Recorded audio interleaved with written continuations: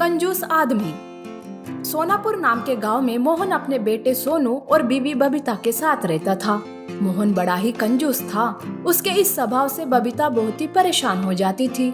मोहन बाजार में भी देरी से जाता था ताकि उसे कम कीमतों वाली सब्जियां मिले। एक दिन तो वो कपड़े उल्टे पहनकर बाहर जाने लगता है। तब बबीता उसे रोकते हुए कहती है, अरे ये खराब कपड़े धोने को डालने के बजाय इसे उल्टे क्यों पहने हो? ये अच्छा नहीं दिख रहा है। सब हंसेंगे आप पर। इसमें अच्छा दिखने की क्या बात है? अभी कपड़े धोने के बजाय बाद में धो लेना। इससे साबुन की बचत होगी और धोने से कपड़े खराब होने की चिंता भी नहीं रहेगी और इससे ज्यादा दिन कपड़े चलेंगे। अरे ये सब बचत नहीं है, ये तो कंजूसी है, कंजूसी। कभी खराब सब्जियां लेकर आते हो तो कभी ये।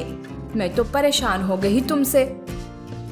उन दोनों की बातें शुरू ही रहती है कि तभी उसका बेटा सोनू स्कूल से आता है और वो मोहन से कहता है, पिताजी देखिए मेरे कपड़े छोटे हो गए हैं, सब मुझ पर हंसते हैं। मुझे अभी के अभी नए कपड़े चाहिए। अरे सोनू, वो हंसते हैं तो उन्हें हंसने दो। उनके हंसने से तुम्हें मार लगती है क्या? उनके ही दांत दिखेंगे। सुनो बेटा सोनू, ये ड्रेस तो एक और साल चल सकती है, इसलिए अभी तुम्हें कपड़े नहीं मिलेंगे। सोनू जिद करने लगता है। तब मोहन उसे गुस्सा करके भेज देता है। मोहन उल्टे कपड़े पहनकर बाहर चला जाता है।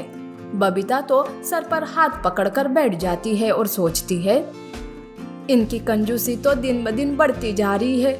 हे भगवान, अब मैं क्या करूं? कैसे इन्हें सुधारूं?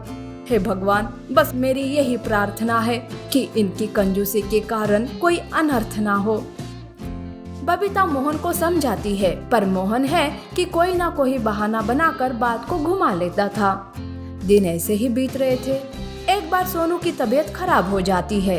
उसे तेज बुखार आता है। तब बबीता डॉक्टर को बुलाने के लिए कहती है।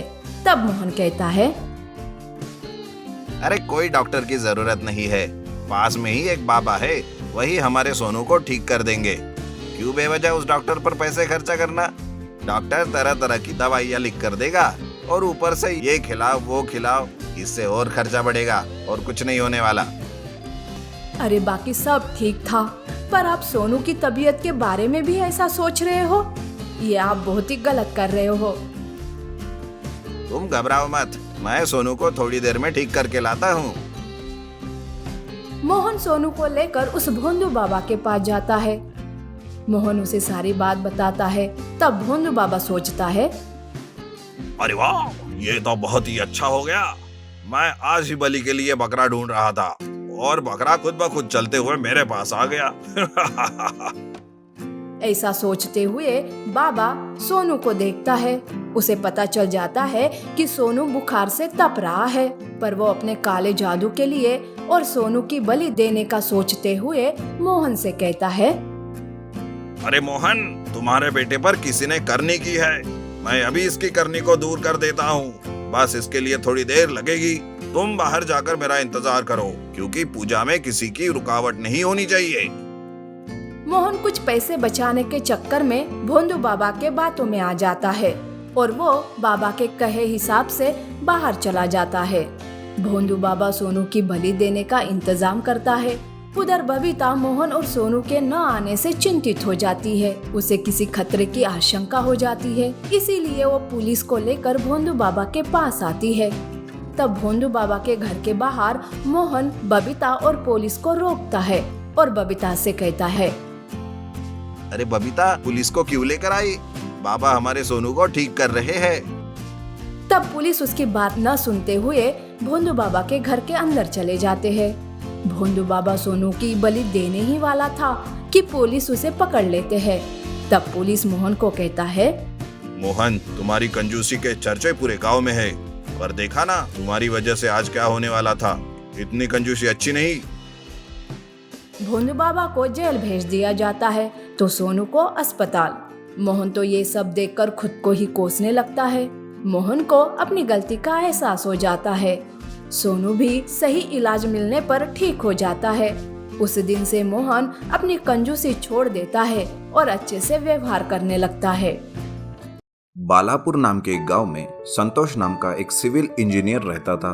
वो गांव में ही छोटे मोटे काम करता था।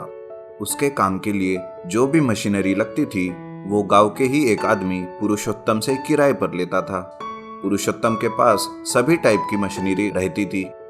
एक दिन की बात है, संतोष को कुछ मशीनरी की जरूरत पड़ती है। वो पुरुषोत्तम के पास जाता है। पुरुषोत्तम जी, मुझे कल स्लैब डालने के लिए सीमेंट मिक्सर ट्रक की जरूरत है।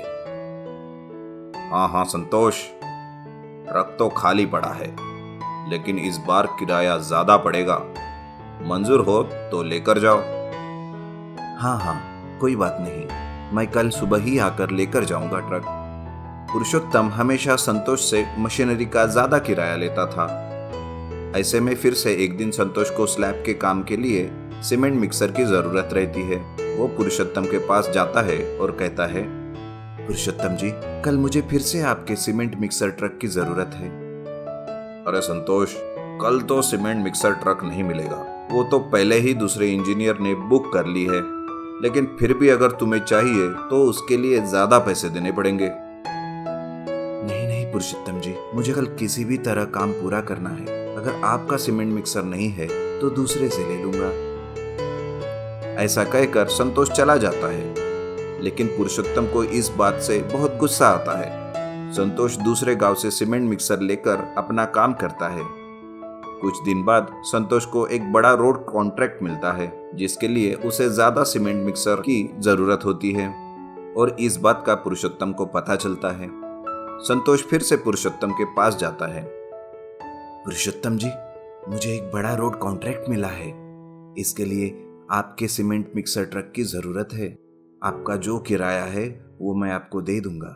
पुरुषोत्तम पहले से ही संतोष के ऊपर गुस्सा था और इस वजह से वो अपने मशीनरी को ज्यादा किराए से संतोष को देने की कोशिश करता है। वो कहता है, अरे संतोष, मैं तो तुम्हें सीमेंट मिक्सर दे दूंगा, लेकिन मुझे तुम्हारे काम में 50% की हिस्सेदारी चाहिए।